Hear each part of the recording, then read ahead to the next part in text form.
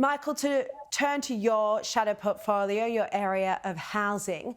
Now, this was quite interesting because a couple of weeks ago, the Nine newspapers reported that the Albanese government had built 340 houses under their Housing Australia Future Fund.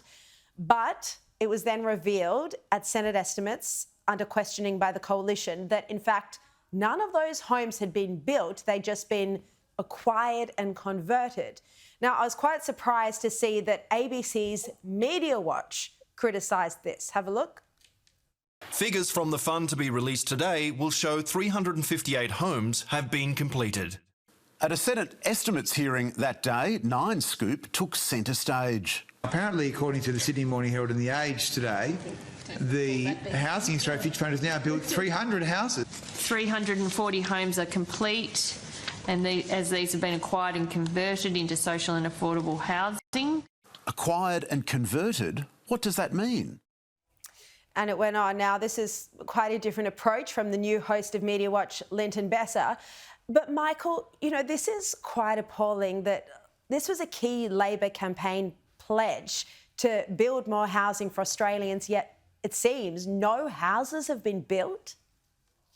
Well, Sharri, to be frank, after 3 years of being in government, you'd think that a government would be too embarrassed to loudly proclaim on the front page of The Age and the Sydney Morning Herald even that they'd built the grand sum of 300 homes. I mean, I think that would be embarrassing enough, but we were able to unveil in Senate estimates within a very short time, I might add, it didn't take much digging, that actually after nearly 3 years of this Albanese government, not one home has been built as a result of a Labor government policy. Not one single home that directly relates to a policy that they've put in place. Media Watch called it out. I mean, it's, you know, Australians who have any sense of the housing market know that on every single metric, whether it's new home starts, new home completions, how difficult it is to get into a first home, the cost for renters, that on every single metric, housing has gone catastrophically backwards in this country.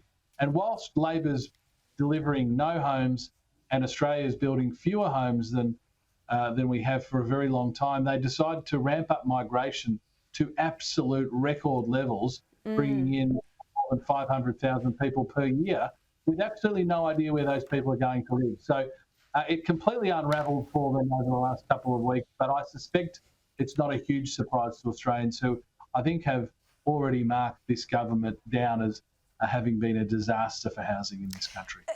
Just quickly, because we've got to go, but this is a multi-billion-dollar fund, yes? This housing fund? Yes, it's a so-called $10 billion fund that's delivered zero homes. No houses. Insane. All right, Michael Sukkar, thank you very much for your time.